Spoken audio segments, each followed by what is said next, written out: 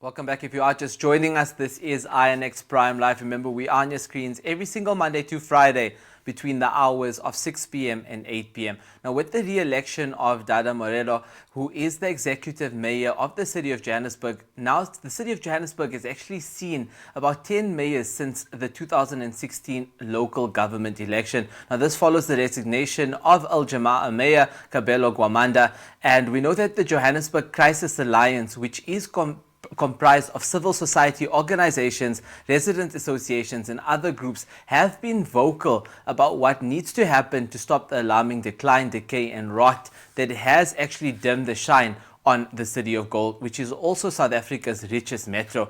Now, we are joined by Tessa Dooms, who is the director of Rivonia Circle and as well as a member of the Johannesburg Crisis Alliance. She joins me now to unpack the pressing issue of stopping the rot in Jozi. Good evening, Tessa, and welcome back to the show. Thank you for having me.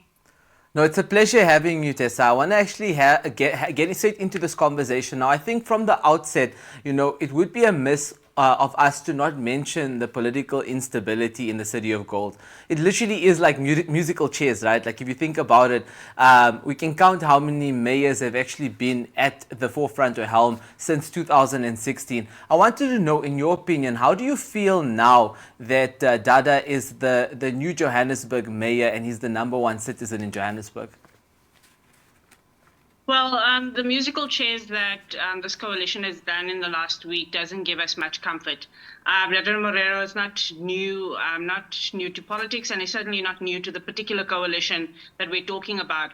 Part of the issue with having previous Mayor Kwamanda at the helm is that coming from a smaller party in the landscape of a rather large coalition that had in it already two quite big parties in the sense of the ANC and the EFF, and now even has Action SA in the mix, is that when the bigger parties don't step up to take up the political responsibility, they put ahead of or in front of us a mayor like Mayor Kwamanda or previous Mayor Kwamanda, who then has to take the political heat, while the bigger parties that have more councillors that report to them and vote with them and in charge of something as important as Dada Morero's previous post, which was the MMC of Finance, not giving account. So I think one of the positives about this move is that finally the ANC, that has had a lot of sway and continues to have a lot of sway in this coalition and in this government in the city of Joburg, is now on the hot seat. And I think that that's a move forward,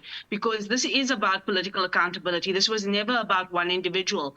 It was about how do we hold this entire executive and even this entire council to account. I mean, parties like the DA may say, well, we are not sitting in the seat of the executive. We're not part of these coalitions. Or Action SA could have said before, we're not part of these coalitions. It's got nothing to do with us.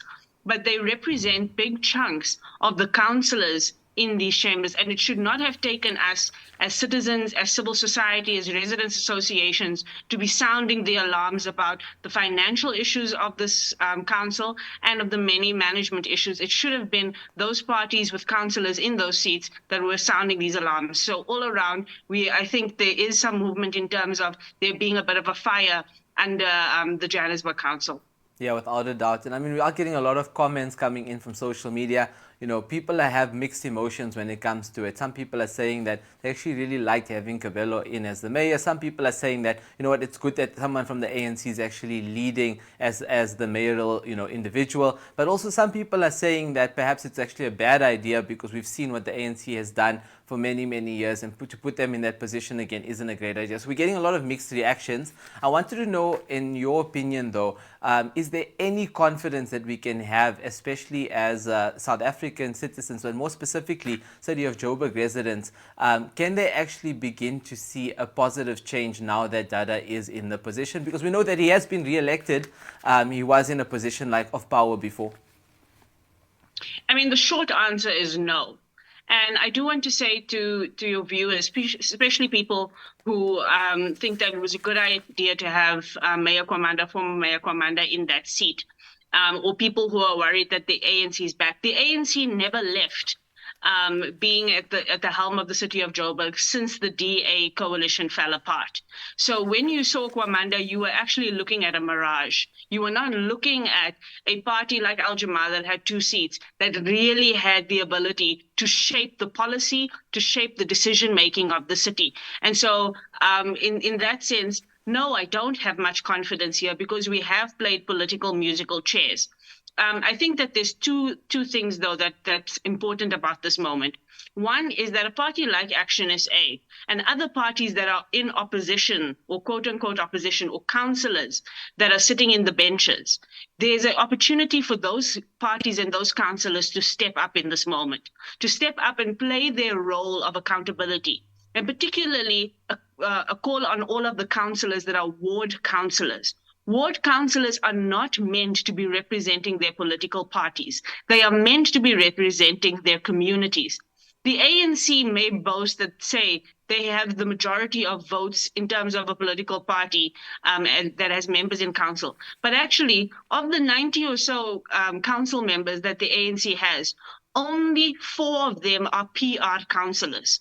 The rest of them are ward councillors, and they should be taking their mandate from their communities. And so I call on all communities in the city of Joburg, find out who your councillors are. Find out if your councillors are part of these parties that are in coalitions, and find out particularly about the ANC councillors. And let's put a bit of a fire under the councillors so that they go in there and they fight for us. They fight for our communities. They come back with answers about the financial state of the city. They come back with answers about the different entities of the city that have got bloated salaries but aren't executing on their duties. They come back with answers about why the city is having to pay 230 Rand as a surcharge, as a tariff, why we have 12% increase in electricity since last year, why we have water outages across the city. We need our councillors to come back to our communities and start giving us answers and fighting on our behalf. I think that we as the city's residents, and that's the second big part of this, must not take this lightly, that we have a responsibility to make sure that the city is run well, and we must make sure that those who we have given the vote and the mandate take a mandate from us and no one else. No, I love that. And again, thank you so much for having this passion towards it, because at the end of the day, you want to make sure that residents of the city of Johannesburg are well looked after. But just talking about some of your associations and positions, I know that you are a member of the Johannesburg Crisis Alliance, or the Joburg Crisis Alliance. Now, I know that obviously you guys have been very vocal about what needs to happen in the long term in terms of stopping, the suffering of residents, and also to start feeling more confident about the city and moving it in the right direction. Could you maybe perhaps share with us some of the demands that you put out to the city of Johannesburg leadership? Well, I think the first demand is around water and electricity, and that we do need information around what is causing the load reduction that we are seeing in the city of Johannesburg. While Eskom is reporting that it has an oversupply of electricity all of a sudden, we are not seeing that roll over into the city of Johannesburg. So we must understand if that is a matter of maintenance, and if it is a matter of maintenance, is it planned or unplanned? Is it because the infrastructure has not been maintained and is breaking down? And if so, what is the plan to restore that? What is the timeline for us to have load reduction? Because you also know that load reduction is worse than load shedding in most cases. It's 4 to 6 hours as a standard practice when load reduction happens. And when it's unplanned, people have gone 3 or 4 days without electricity. So we do need a very clear sense of what the problems with electricity are and what the plan is to fix it. And then know that the electricity outages have very much got a role to do with the water outages as well. But we've seen that Johannesburg Water and Rand Water have very different approaches to the ways in which water has been managed in the city. And while we've seen Rand Water in a crisis, it seems, of maintenance and ongoing maintenance. It's been planned maintenance on the side of Rand Water and unplanned maintenance in terms of Joburg Water, which is a Johannesburg entity. So again, we must understand, is there a management issue that is not allowing Joburg Water to plan better for the way that it's going about this? And also why there's been underspending, chronic underspending. So 2 billion Rand is required right now to deal with the water maintenance in the city. but we only have 1 billion rand allocated. Why is that? I think the second part of that links to that, which is the question about what do the books of the city look like? On the one hand, the city is saying that it needs a 2.5 billion loan that it's taken from France. The question is, what is that loan for? If it is for infrastructure spend and the kinds of service delivery issues that we're seeing, how do we know that money will be spent when Treasury this year in February told us that the city of Joburg underspent by about 40% of the grant that it did get from Treasury? So clearly there's a problem there. And then there's a problem that the city constantly says that it has a revenue collection problem. We must understand what the genesis of that problem is. Because on the one hand, the city could just be telling us that there are so many indigent people in the city that they cannot collect from people who do not have resources. But they're not saying that either, because they're telling us that the indigent registry is actually very small in the city, which means that they're not collecting from people who could be paying. And that includes government organizations, and it includes businesses. So we must get to the bottom of what the state of the city is. And then I think the third one is just the question that I raised earlier, is what is the accountability strategy in the city? And this again goes to the councillors, not the executive. Are they going to come to us as communities, take us seriously, go through budgeting and IDP feedback sessions where we can really get to understand what it is that they are putting forward, what they are voting for, and what we can expect coming up in the city? No, that's very, very true. I just want to touch on some of the comments that were made by the Gauteng Premier as well, Panyaza. Now, he was actually comparing Johannesburg to Cape Town in his speech, and he spoke about a lot of other controversial things, but I want to zoom into this. He said that in contrast, Johannesburg is quite embarrassing. How much of the blame for this mess can we actually put to his own office?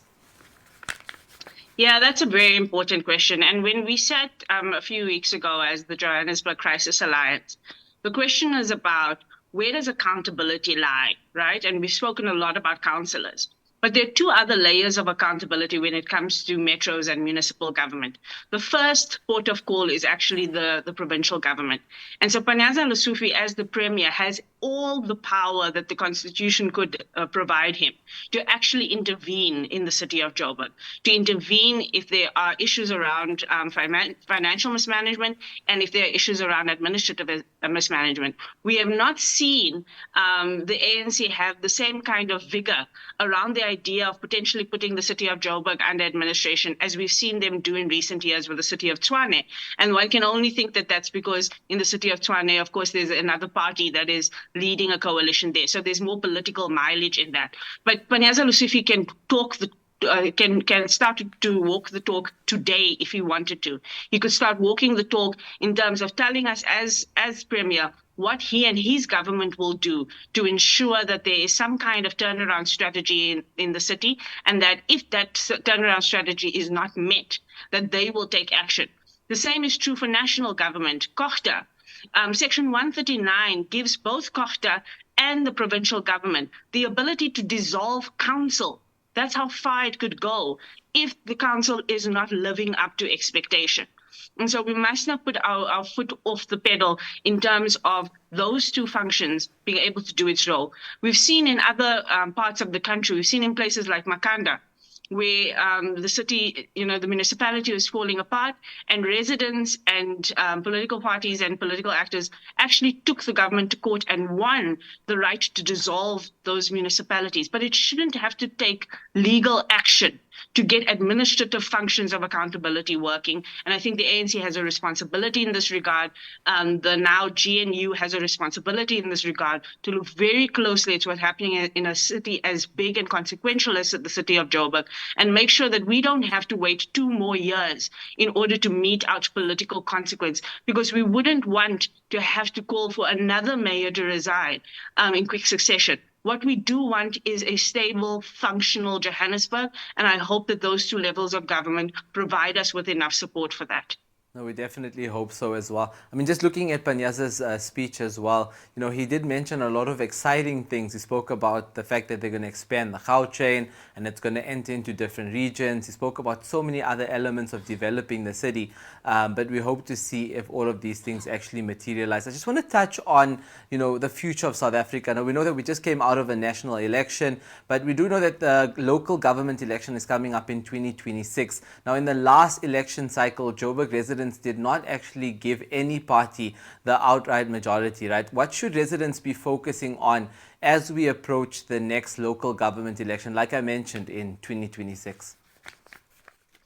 I personally don't have an issue with whether a city gets outright majority or not. And particularly because at local government level, as I said earlier, so many of the councillors are elected at a ward level. And so we need to be focusing on our wards and on the communities that we are in and asking, can we find representatives, regardless of which party they are from, who we can trust and hold accountable in our own wards? And that may very well mean that we have hung councils, but that's not a crisis. In South Africa right now, we have over 80 hung councils, over 80 that do not have a majority party. And the majority of those councils are functional because the councillors are responding to their communities and they're taking mandates from their communities. And I think that as the city of Joburg, we have focused so much on the political parties that we've not focused on the people that we can give a direct mandate to, which is our ward councillors. And I think if we focus on our ward councillors and focus on thinking about in our community, how do we mobilize and organize to find people who we trust and people who we can hold accountable regardless of their party affiliation, we can start changing the political culture that centers the idea of a party and centers the idea of majority as stability. Our system at local government was never, ever designed. In fact, our system in South Africa as a whole, as a multi-party system, was never designed for a dominating party. It was always designed for consensus building, for collaboration, for co-governance, and a co-governance that includes us as the citizens. And so I would encourage us to really focus on those ward councils and really ask of our ward councillors to go and represent us and choose from that menu of people before we think about the parties. No, I really like that. Just in closing, Tessa, before we do let you go, the work that you guys are doing, and I know you are obviously, like I mentioned, a member of the Johannesburg Crisis Alliance. Can we expect or look forward to more pressure being put on, people in leadership and government to ensure that the pressing needs of residents are met by this crew of councillors until the next election? Oh, absolutely. I think we have spoken a lot about the need for us to continue to engage with the communities that are represented within the JCA and beyond it. Tomorrow, I'm meeting with members of the Berea and Yeoville community, for example, around their issues with roads in their communities. This past week, I've spoken to people from Finetown, from Lenasia. And so we are continuing to talk to communities and with communities about what support each community needs in order for us to continue to put that pressure. Again, a local government is about community by community, street by street, and ward by ward. And we want to build solidarity across communities and across citizens. And we will continue to do that. Localized action, not everything needs to be a big march, but certainly we need to have support of different communities for each community that feels that they need support to engage with the city. Yeah, we definitely have a lot of confidence that you will definitely continue doing the great work that you do. Tessa, thank you so much for joining us this evening on INX Prime Live. Thank you so much for having me. No, it's only a pleasure, guys. That is Tessa Dooms, who is actually from Rivonia Circle, but also a member of the Johannesburg Crisis Alliance, just telling us about the importance of finding stability now in the city of Johannesburg after the many, many mayors that have come into place since 2016.